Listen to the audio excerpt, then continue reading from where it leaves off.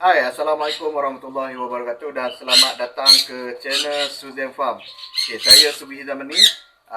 Okay, kali ini saya nak ajak korang semua, saya nak tunjukkan kepada anda semua macam mana saya menguruskan saya punya sangka ataupun aviary ataupun kurungan kepada induk sangkonia saya ni. Okay, kali ini saya nak ajak anda semua untuk tengok macam mana saya membersihkan kandang ataupun sangka kurungan sangkonia saya. Okay, jom. Okey, sebelum kita memulakan sesi pembersihan sangka kurungan sangkonia, okey, ini adalah bahan ataupun peralatan yang saya gunakan. Okey, pertama saya ada penyapu, penyodok ni, penyodok sampah, dan juga tong ataupun tong sampah ni. Saya buat baldi ni sebagai tong sampah lah. Okay, sebab senang untuk digunakan. Okey, ini saja yang kita perlukan dan juga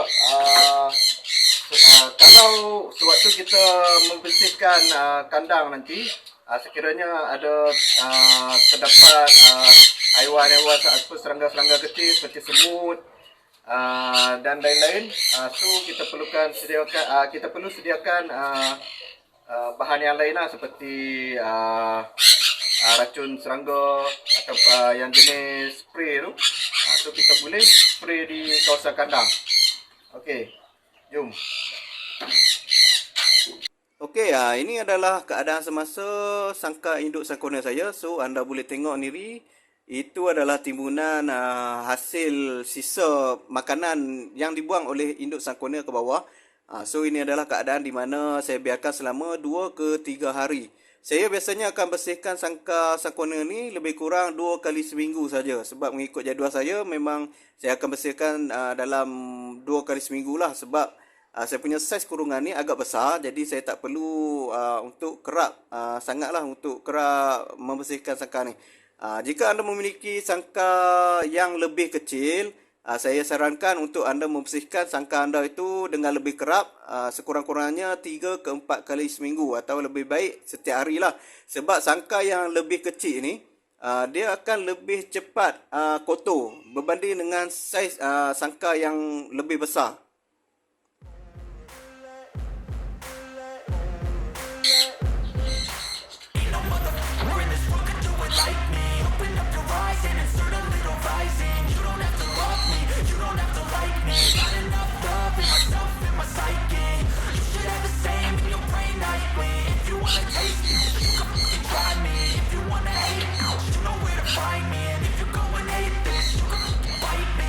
Cruising in my lane fast, call it high speed. I've been working hard, yeah, I've been working nightly. If you think you'll win, nah, likely. I be taking shots, yeah, cold-blooded, icy. Watching numbers grow is what I call sightseeing. In the front row, run it up when they hype me. The following grows, they know how to ignite me. Call me CEO, I've been running right, see. And I ain't playing games, I create my own lane, making pleasure out of pain, turn it on. So ini adalah dia punya bekas. Ini adalah dia punya bekas kuaci ataupun kulit kuaci yang telah dimakan. Kebiasaannya memang kebanyakan burung seperti sangkonia memang dia akan buang kulit kuaci ini dekat bawah lah. So benda-benda inilah yang kita kena clear ataupun kita kena cuci. Sebab jika kita biarkan kulit kuaci ini terlampau lama di dalam kurungan, nanti akan ada serangga-serangga kecil yang akan bersarang di dalam timbunan-timbunan kulit kuaci ini. Take a loss, well, I'll admit that's why I'll make it to the top, yeah, I commit. And no, I'm never getting lost, I get after it. Investing in my own stock, cause it's faster than any crypto hits go, let me spend. Everything that you see is something I invent. and it's only a percent. I'm gonna take shots, if I miss all, forget it. I'll take a fat loss just to learn all that's in it. I'm taking snapshots, learning how to fall and get it. I'm getting back up, always stand tall, don't sweat it. I never back up, I don't miss a thing, I'll regret it. I'm always learning, you could call me academic. I'm always working, never been apathetic. That energy is like a poison, needs some antiseptic. Ain't no motherfucker in this world could do it like me. Open up your eyes and insert a little rising. You don't have to love me, you don't have to like me. Got enough love in myself and my psyche. You should have the same in your brain nightly. If you wanna take me, you can try me. If you wanna hate this, you know where to find me. And if you go and hate this, you can fight me. Ain't no motherfucker in this world could do it like me. Open up your eyes and insert a little rising. You don't have to love me, you don't have to like me. Got enough love in myself and my psyche. You should have the same in your brain nightly. If you wanna taste me, you can fucking try me. Okey, kalau anda perhatikan dalam kurungan saya ni, saya letakkan tanah merah dan tanah merah yang berbatu lah. Okey, tujuan saya buat macam ni, saya letak saya timbun tanah merah di atas lantai dalam kurungan induk sakona ni adalah tujuan dia sebenarnya saya nak salah satunya tanah merah ni dia akan jadi medium untuk menyerap najis-najis burung ni. Saya tak perlulah nak masukkan serbuk kayu setiap hari untuk nak jaga dia punya kebersihan lantai kurungan ni. Sebabnya tanah ni dia lebih cepat menyerap najis burung ni. Dan najis burung ni antara najis yang cepat kering dan tidak terlampau berbau ataupun kita memang tak bau langsung dia punya najis, kecuali kita ambil dan letak dekat dengan hidung kita, baru kita akan berbau lah dia punya najis dia. Tidak seperti najis ayam. Dan juga tanah merah ataupun tanah yang berbatu ni dia juga boleh menjadi sumber mineral asli kepada induk sangkona ni. Sebab burung sangkona ni dia perlukan beberapa jenis mineral untuk menjaga dia punya kesihatan tubuh badan dia lah. Dan induk sangkona ni selalunya dia akan turun ke bawah ke tanah ni dan dia akan jilat batu-batu ni lah. Okey, dan juga batu ataupun tanah merah ni selalunya induk sangkona dia akan kumpulkan batu-batu kecil di bawah ni dan bawa masuk ke dalam dia punya nesbong. Tujuan dia adalah untuk menjadi ejen ataupun medium memanaskan badan dia di dalam nesbong. Itu selalunya dia akan masukkan batu-batu ni ketika musim hujan lah, sebab musim hujan memang agak sejuk. Dan juga selalunya induk sangkona dia akan penuhkan tanah dan batu ni di dalam dia punya nesbong dia ketika mana dia nak mula bertelur. So ini adalah antara sebab lah kenapa saya letakkan tanah di dalam kurungan sangkona ni. Jadi kalau anda memiliki sangka yang besar seperti saya, anda juga boleh letak tanah merah seperti yang mana saya lakukan sekarang ni lah. Sebabnya memang menjimatkan kos dan kurungan ni akan nampak lebih natural dan tidak terlampau kotor, walaupun banyak dia punya lebih-lebihan makanan yang tumpah yang dibuangkan ke bawah, tetapi dia punya suasana dia tu, dia punya keadaan tu masih lagi terkawal lah dan masih lagi bersih. Okey, selalunya setiap kali saya membersihkan kurungan sangkona ni, saya akan biarkan tumbuhan-tumbuhan kecil ni seperti tunas-tunas jagung, saya akan tinggalkan macam ni. Sebabnya burung sangkona juga dia suka untuk makan pucuk-pucuk tunas jagung ni. Sebab itulah saya biarkan dia hidup dekat macam ni. Sebabnya ini adalah salah satu cara kita nak bagi sumber sayuran yang semula jadilah kepada induk sangkona. Selain daripada sayur-sayuran yang kita bagi kepada dia secara berjadual. So tumbuhan-tumbuhan ni sebenarnya dia tumbuh daripada hasil daripada buah ataupun biji-biji jagung yang dia makan tu. Kemudian dia akan makan sikit, kemudian dia akan buang ke bawah. So ini adalah tunas yang tumbuh daripada biji jagung yang dia buang ke bawah ni lah. Okey, lepas kita dah bersihkan di bahagian dalam, lepas kita dah habis sapu di bahagian dalam, selepas tu kita kena cuci pula najis-najis yang terdapat di bahagian kayu-kayu ataupun di bahagian tulang-tulang sangka dia ni.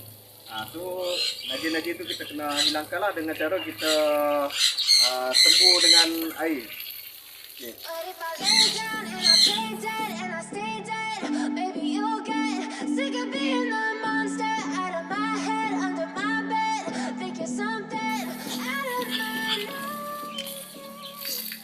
Okay, kalau terdapat najis-najis yang melekat di bahagian jaring-jaring kandang burung ni, kita kena bersihkan segera. Sebab najis burung ni dia sangat panas dan tajam ataupun dia lebih korosif. Sebab kalau kita biarkan najis tu melekat lebih lama di jaring-jaring ini akan menyebabkan jaring ini mudah untuk berkarat dan mudah untuk rosak. Jadi kalau kita tengok kita punya kurungan tu banyak najis yang bertumpuk ataupun menempel di bahagian jaring kurungan ni, kita kena cuci dengan kadar kira lah. Dolls full of pins, pierce my heart straight through. I got issues in my head. I like you in my bed, but you keep me on red. Oh, everything is like a test. I better not text or I'll come off desperate. But if I lay down and I play dead and I stay dead, baby you'll get sick of being the monster out of my head, under my bed, thinking something. Okey, so ini adalah keadaan selepas kita selesai membersihkan kurungan sangkona ni. Seperti yang anda lihat sebentar tadi, sangka ni memang kelihatan agak tidak terurus lah, sebab banyak timbunan-timbunan sisa-sisa makanan sangkona ni di dalam kurungan dia. So ini adalah keadaan selepas kita membersihkan kurungan sangkona ni. Okey, itu seperti yang korang boleh tengok. Itu adalah itu adalah tunas kepada jagung yang memang saya akan biarkan di dalam tu. Saya akan biarkan dia tumbuh di dalam ni, dan burung-burung induk sangkona ni nanti dia akan turun ke bawah untuk makan tunas jagung tu sebagai dia punya sumber sayur-sayuran lah. Sebab tunas jagung ni dia akan menjadi sumber sayuran semula jadi kepada induk sangkona ni lah. Dan ni adalah keadaan tanah yang saya letakkan di dalam kurungan induk sangkona ni.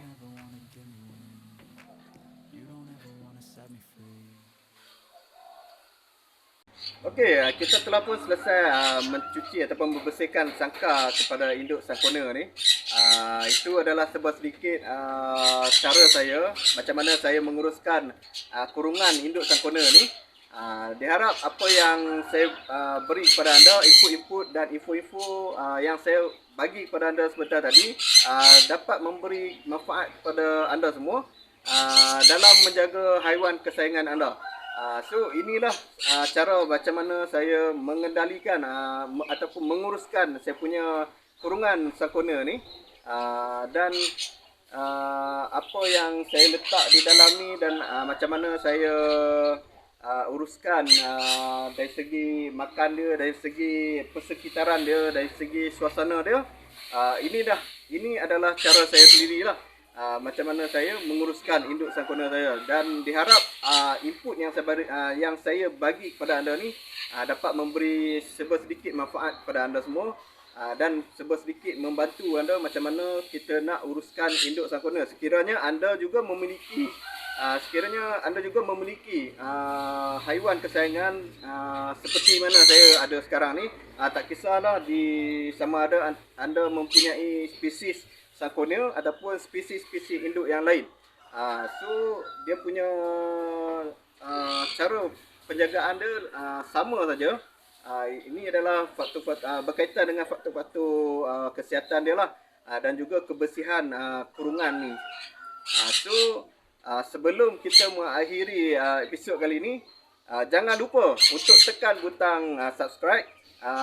Silakan like dan share video ni kepada rakan anda supaya lebih ramai lagi mendapat manfaat yang sama seperti anda pada kali ini. Okey, diharapkan anda sentiasa terus bersama saya, dan terima kasih sebab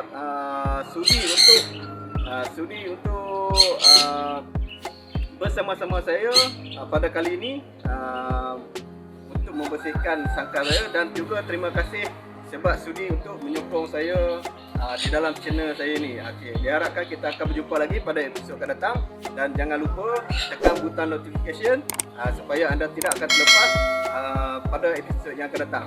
Okey, semoga kita berjumpa lagi. Assalamualaikum warahmatullahi wabarakatuh dan salam sejahtera.